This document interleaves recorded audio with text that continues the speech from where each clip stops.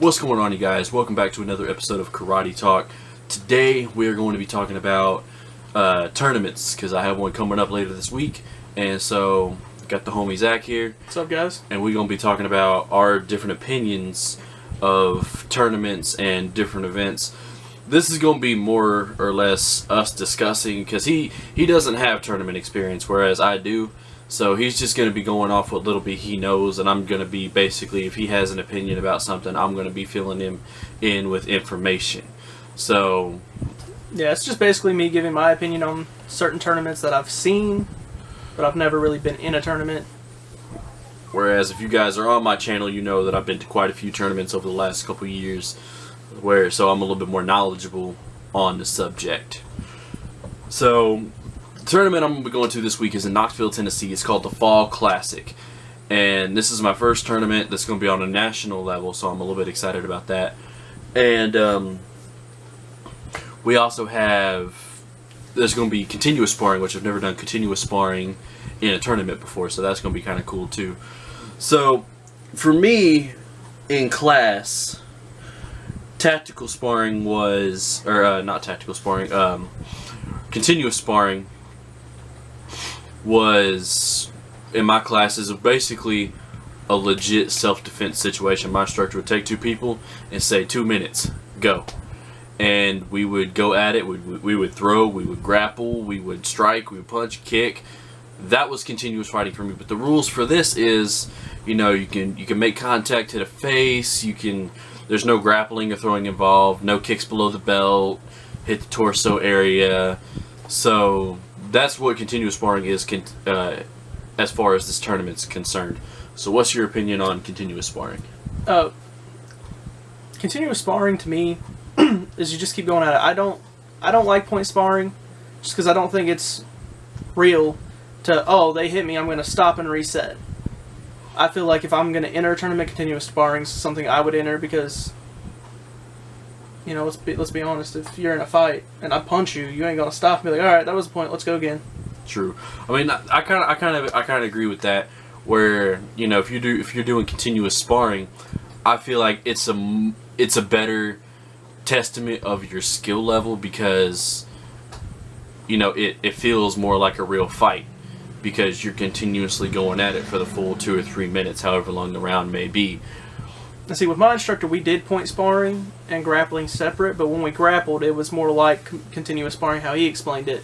With his school, it was a punch, it was a kick, we could throw, go down, choke you out,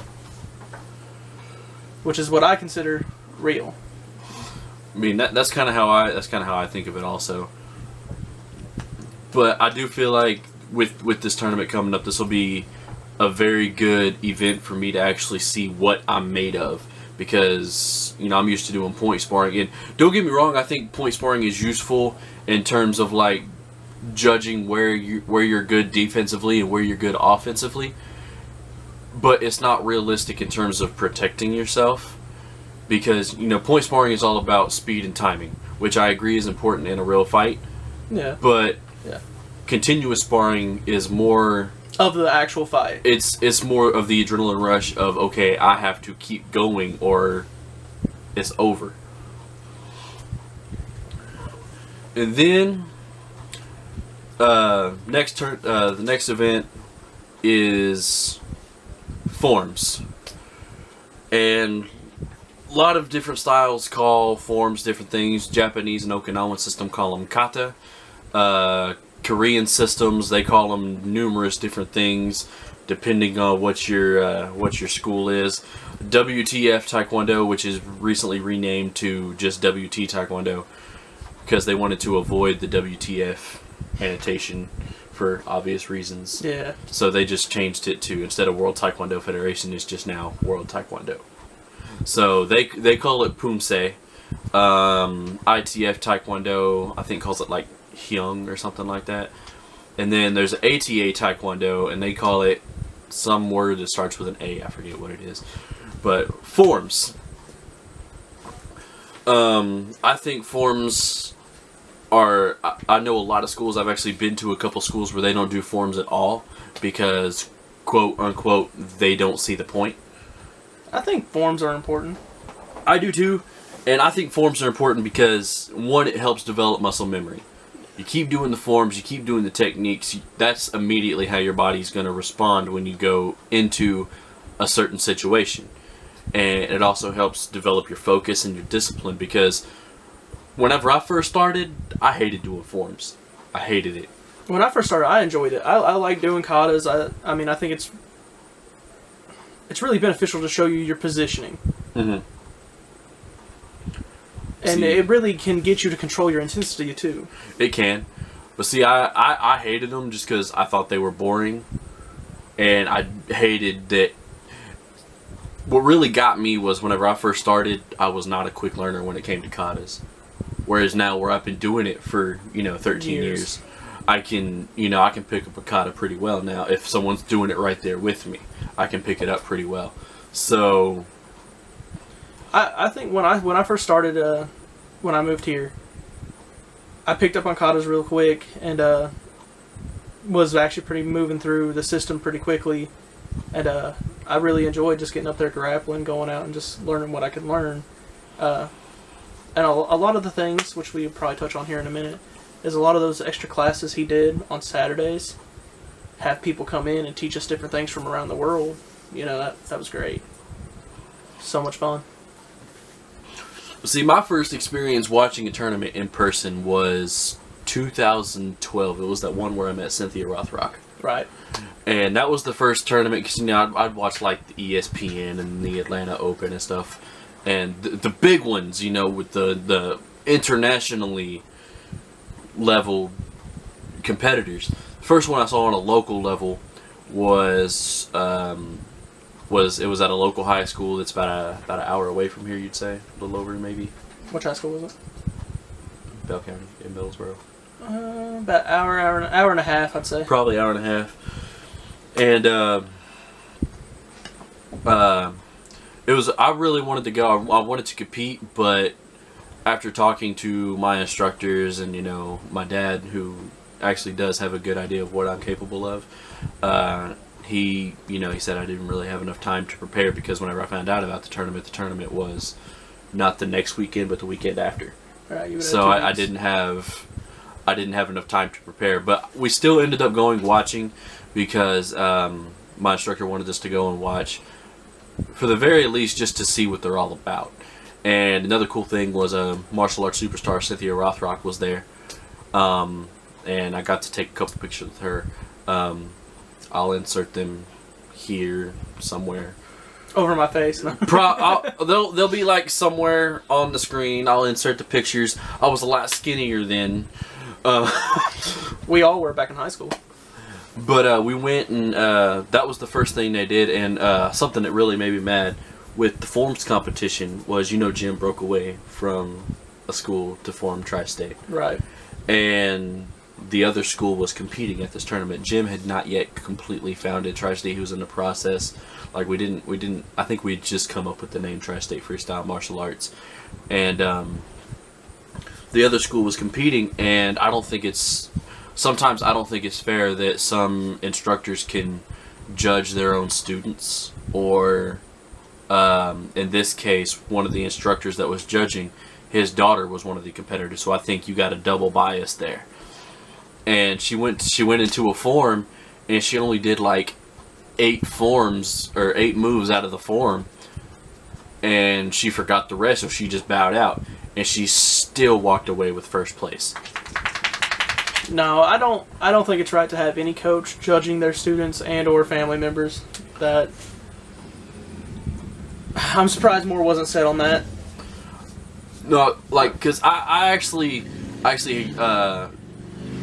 did some asking around, and I figured out, because even I was like, what in the world? How in the world does she get first place? She did 8 moves and bowed out. And come to find out, he's a self-proclaimed grandmaster, 10th degree black belt, teaches 12 styles at once. I'm not going to mention his name because I think that's disrespectful. But he whenever they were doing the scoring and everything, they were like, well, I think she should be disqualified because she didn't even finish the form. And he was like, well, that may be true, but the 8 moves that she did, they were real solid and real crisp and looked really good. I'm sorry, you don't finish your form, you don't You're get out. a place, Yeah. let alone get first.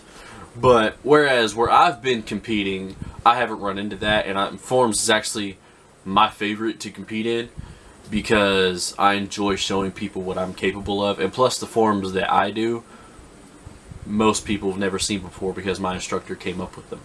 So I feel like whenever I step on the competition floor and I do my form, I bring something new to the table.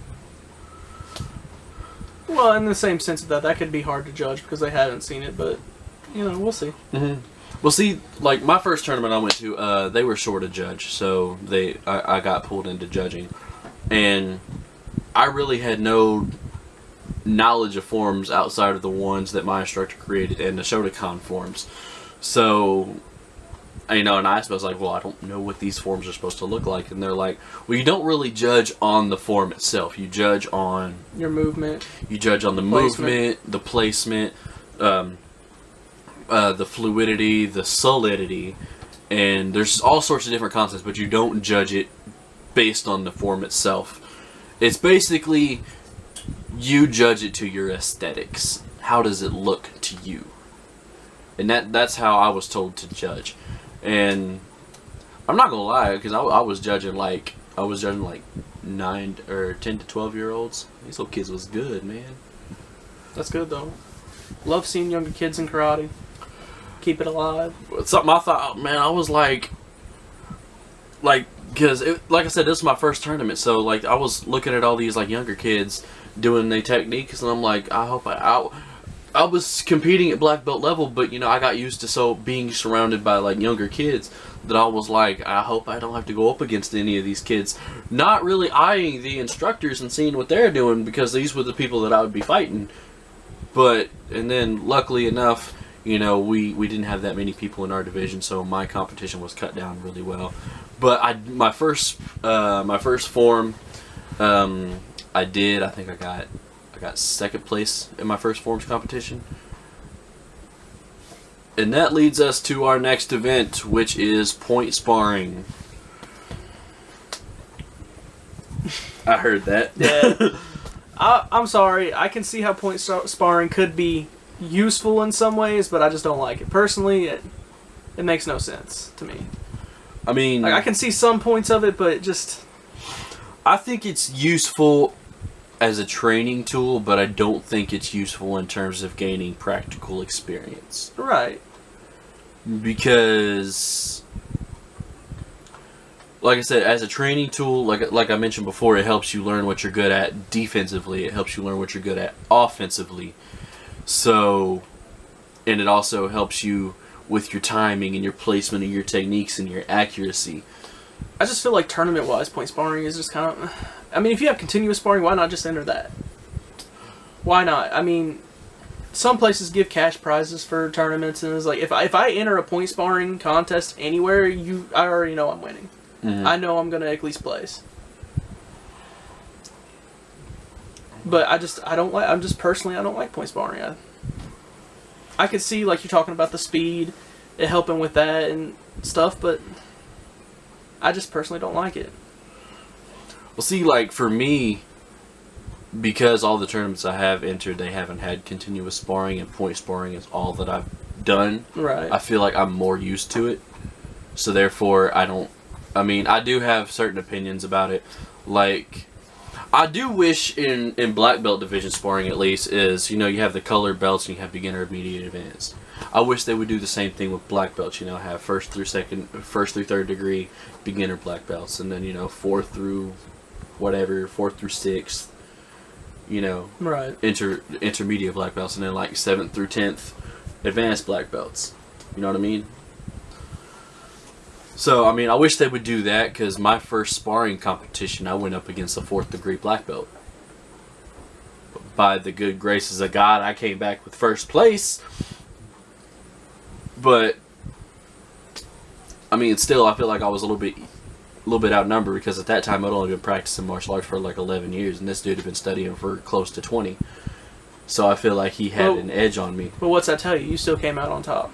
I mean, I did feel good that I did win and I did get first place. But whenever they told me who I was fighting, I was like, this doesn't quite seem fair.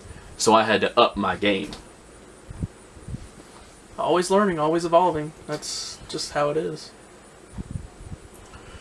And then I really haven't competed in this division, so I really have nothing to say in terms of experience. But moving on to weapons, what are your thoughts on weapons, Zach? I love weapons. I actually, when I was with Bandy, we actually had someone come in from a temple. I forget which temple it was, and he taught us etiquette with swords and a bunch of katas and strikes, and it was really fun. I think weapons is very useful. I mean, you never know. Just like anything around you can be a weapon when you're in a fight. There's no such thing as a fair fight, no matter who you are. If it's life or death, by all means, do what you got to do. But the same with a sword, right? The same movement with a sword, you can do with a staff. You could do with a pipe. If you have anything lying around, you could do them same movements. So it kind of crosses over into all areas. But you still got to be disciplined. One of the issues I had with one of my instructors was he tried to pile everything in at you at once. Like when you first start, in order to go from white to yellow belt, you had to know all your basic kicks, all your basic punches, all your basic blocks, first open hand kata, and your first weapon kata. And for me, if you've never had martial arts experience before, that's a little overwhelming. So I can see that. I feel like if you're gonna teach weapons, you either need to wait until they've been in martial arts for a little bit before you introduce them to them. That way, they're a little bit more receptive, and they know how they now realize how they're gonna learn, and they can work on it at their own pace. Whereas instead of just springing them on them first belt. Or just have like a whole other class dedicated to it. Don't put weapons with open hand or anything other like that. You know what I mean? No, I could agree with you on that. Piling weapons onto someone who's just coming into karate, they really haven't got their knowledge down. They don't really have movements down yet. That's a lot at once. Mm-hmm. I know with us, the class we took with it was optional. We had to pay. Because it helped pay for the guy to come here and teach us. I mean, why not? It was a great learning experience. But in our actual class, he never really, he taught weapons as you got up there in rank, like mid. Like in our system, it probably would have been like purple and up, blue and up. See, that's where I think. And it was our choice. Like he didn't make us. Like, not to interrupt you here, but he didn't make us do it. It was our choice. If we wanted to learn it, he would help us learn it by all means. And I mean, I thought that was great. See, and a lot of y'all watch my my training montages that I have, and all the stuff that I do with weapons, like with the bow staff and the nunchuck, I taught myself. Because I really. Especially with the nunchuck, like that's mainly just like a play thing, and it helps me with my hand-eye coordination. Because what are the chances you're going to get cornered in a dark alley and it's going to be like a set of nunchucks laying in the corner? Like, to me, the most practical weapon you could find is... most practical weapon you could find is the bow staff or the eskrima stick. Because you can always find like a stick out in the yard or a broomstick in your house. So I feel like those are the most practical, because there's always something you could use to emulate a bow staff. Really can. I was actually talking about that the other day when I was at work shooting some pull. I broke my pull stick down. Perfect size for scream sticks. Mm-hmm. If you didn't catch what I said a minute ago when he was talking about nunchucks, when we were in LA, we went to the Martial Arts Natural History Museum. We went to the martial arts. For those go check out that video. That's a fun video. There's a bunch of videos. It's LA Adventures on his channel. We were going around. It was very informational, but we got to this one point, and it was a bunch of martial arts movie and media memorabilia. And it was Go for Chucks. from the movie Kung Pao, Enter the Fist.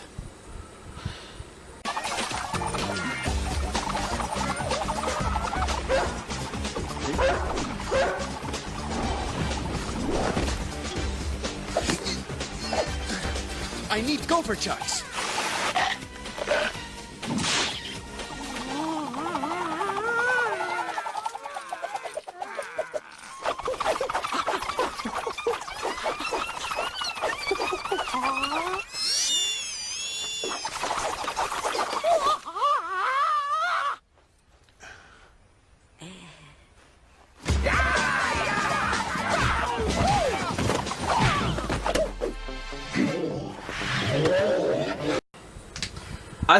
I think if you're wanting to learn weapons, by all means try it, but make sure you have your foundation first. Everything you learn with martial arts should be only used for self-defense, and you should always really remain disciplined when doing all this. We're not wanting you guys to go out here and hurt somebody. Just keep that in mind. There's a lot of people I've ran into across my time training in schools that they went to other schools, and then they'd come to our school. And at their school, they were a black belt, and that's when we really learned that some instructors in our area just hand out black belts because our teacher liked to test people. Yellow belt is second in our system. Yes, white, it is with most. White, yellow. He put him up against the yellow belt. The yellow belt took him out. Now I ain't gonna mention his name or what style he was from. I don't remember what school he came from, but he claimed to be a black belt and he wasn't. Yeah, it's not just around here, but there's a lot of schools in general that they have what they call the black belt fast track, where basically is you pay them more money and they will basically have, like, say you have a kid who is just starting martial arts, never had martial arts experience before in his life. They say, oh, we got the black belt fast track, you pay me $250, Zach, and I can have your daughter a black belt in 6 months. That's just wrong, guys. I don't feel like that's enough time for you to learn what you really need to learn and put it into practice. It takes, honestly, anybody thinking that martial arts is going to help them fight, it can. It really can. But it takes years to really put these moves into practice in an actual fight. I have a story about that, actually. Back when I was teaching, for those of you who've been on my channel since day one, y'all know I used to teach back when I lived in Oklahoma. And one of my younger brother was one of my best students. And he said that there was a little bit of an altercation at school, and he was kind of upset, because, it didn't escalate to the point. He said, I was kind of hoping I can, jump spinning back kick on him. So I didn't get to use my karate on him. And I was like, well, if you think about it, you did. And he was like, how? I never threw a punch. And I was like, but you managed to talk your way down. You managed to talk it down to where a fight didn't need to happen. Part of martial arts is restraint. Knowing how to talk yourself out of a fight, but if there is no talking out of it, being able to protect yourself. To me, that is the ultimate goal of martial arts, is to be able to be like, you know what, this ain't worth it. But if you're cornered and you have no other choice, then you can handle the situation. Exactly. You don't want to go out here picking fights with nobody. That's wrong. That's not martial arts. That's really not. But I think that's going to conclude it for this video. We got a lot of cool stuff coming up. Expect a vlog coming out sometime next week from this tournament. Probably got some training videos we're going to be doing later on this week. We just got done training, but I forgot to put my memory card in. Yeah, he forgot his memory card. Also, before we close this out, if you guys want to learn more about me and him and how we became friends, let us know in the comments. He may do a poll on his Twitter too. And just so you get the background of how we came to be friends and why we're here where we're at now. Yeah, and if we get a solid response, then we'll just do a whole other video on that. Right.